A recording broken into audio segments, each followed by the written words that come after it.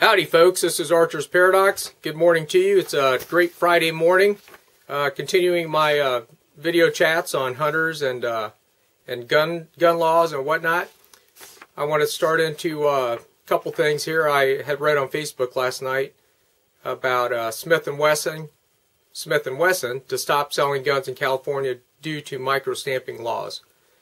Smith & Wesson announced it will stop selling its handguns in California rather than manufacture them to comply with the new micro-stamping law. The other publicly traded firearms manufacturer in the U.S., Sturm Ruger, also said this month that it will stop new sales to California. The announcement late Wednesday came a week after the National Shooting Sports Foundation, NSSF, the trade association for firearms manufacturers, filed suit against California for requiring that all new semi-automatic pistols that are not already on the state's approved gun roster to have the micro-stamping technology. Micro-stamping is a patented process that in theory would have a unique code on the tip of a gun's firing pin that would engrave that information on the casing when fired. Smith & Wesson President and CEO James Debney said, "As our products fall off the roster due to California's interpretation of the Unsafe Handgun Act, we will continue to work with the NRA and the NSSF to oppose a poorly conceived law which mandates the unproven and unreliable concept of micro-stamping and makes it impossible for Californians to have access to the best products with the latest innovations." Excuse me. Mr. Debney added that he encourages the public to support the NSSF's lawsuit and other efforts to stop micro-stamping before it impacts your constitutional rights. The law was passed in 2007 but not go into effect until May of 2013. The company reported that all M&P pistols other than the M&P Shield will fall off the roster by August because of performance and enhancements, which will make them subject to the micro-stamping regulation. The M&P 9C has already been taken off the list, and several more M&P models will be unavailable for Californians to purchase by the end of January. So that was Smith & Wesson. The second manufacturer, which actually started having issues with Colorado this past late summer and fall, is Magpul Industries. If you guys aren't familiar with Magpul Industries, they are one of the largest producers of AR-15 magazines.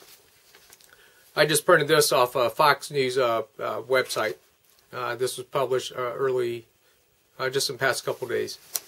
Magpul Industries, a U.S. gun magazine producer, to leave Colorado over gun laws. One of the largest producers of gun magazines in the U.S. is leaving Colorado because of its new gun laws and moving its operations to Texas and Wyoming. Magpul Industries, based in Erie, Colorado, announced Thursday that it was moving its production, distribution, and shipping operations to Cheyenne, Wyoming, and its headquarters to Texas, making good on a vow it made to leave Colorado during last year's heated gun control debate. In 2013, the company took out a newspaper ad stating that it would leave should the state pass a ban on high-capacity magazines and add-ons for semi-automatic rifles. The Democratic-led Colorado legislature and Governor John Hickenlooper last year enacted a new law prohibiting the sale of gun magazines with more than 15 rounds. That and other new gun restrictions also led to the recall ouster of 2 Democratic state senators. The company says its corporate headquarters will likely be in north central Texas, but an exact location hasn't been determined yet. Colorado is not the only state to have gun manufacturers threaten to leave over gun legislation.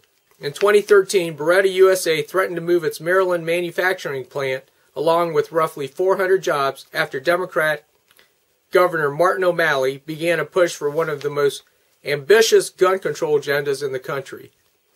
Executives claimed they had grown weary of the state's attitude on guns and reportedly backed up their threat by pointing out the company moved a warehouse to neighboring Virginia in 1990, when Maryland previously tightened gun laws. Meanwhile, Texas Governor Rick Perry and South Carolina Representative Jeff Duncan, both Republicans, have invited gun makers to relocate to their states, promising no unwarranted government intrusion into the business. Okay, so I'm gonna state my thoughts.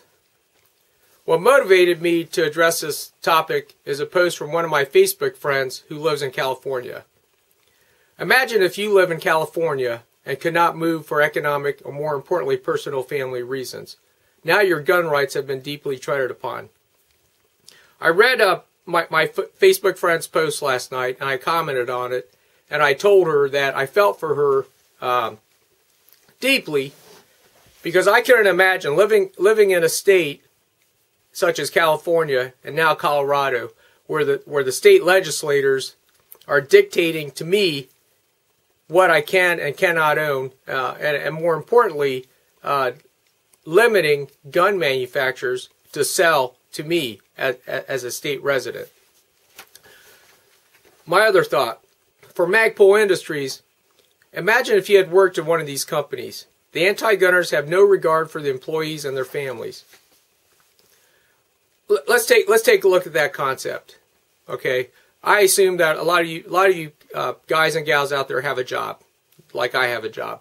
Could you imagine the government enacting laws that would negatively impact my employment status? Where is the justice in that? You know, there is no justice whatsoever in that statement. Thirdly, the anti-gunners' agenda is to pass laws to squeeze manufacturers into making major economic decisions that negatively impact their bottom line. Well, we'd seen the case of Smith & Wesson and Magpul Industries and other gun manufacturers. The anti-gunners and the anti-gunners legislators have no regard, okay? They have no regard to how they affect the U.S. business practices. None whatsoever. Fourthly, the anti-gunners' agenda is to attack bullet manufacturers, which is huge. Without ammunition, literally, what good are guns? Now, I'm a reloader. I've been reloading my own ammunition for over 25 years. So, I have seen this personally, especially after Sandy Hook last year about this time.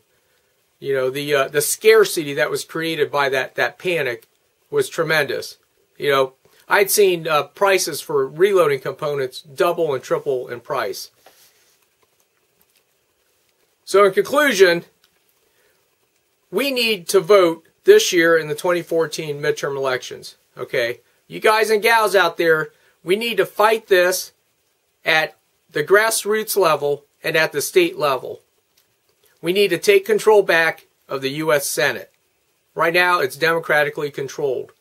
So, President Obama has his Senate on his side.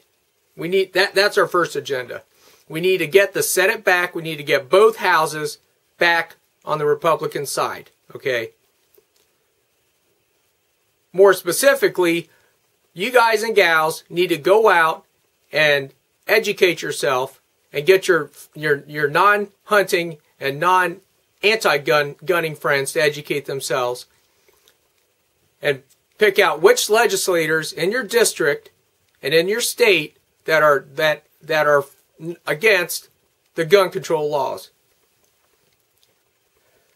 Me personally, I've been a life member of the National Rifle Association since 1988. You guys should consider maybe getting a membership to the NRA. They are one of our biggest voices in Washington, D.C. I just got my American Hunter magazine yesterday, and I love the cover. It says, "The only truth Obama fears. In this election year, your membership in the NRA is the only thing that will finally hold Obama accountable."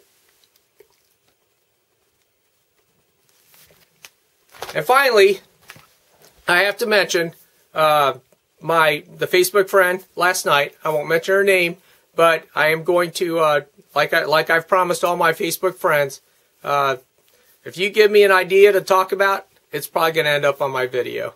So anyways, I'm going to post just a screenshot of her page, and I want you guys to like it. Check it out. It's a huge thing for our gun rights. So, anyways, this is Archer's Paradox signing off. Remember, exercise your vote. Support our Second Amendment rights. Exercise your vote. Support us as hunters and huntresses. Have a good day.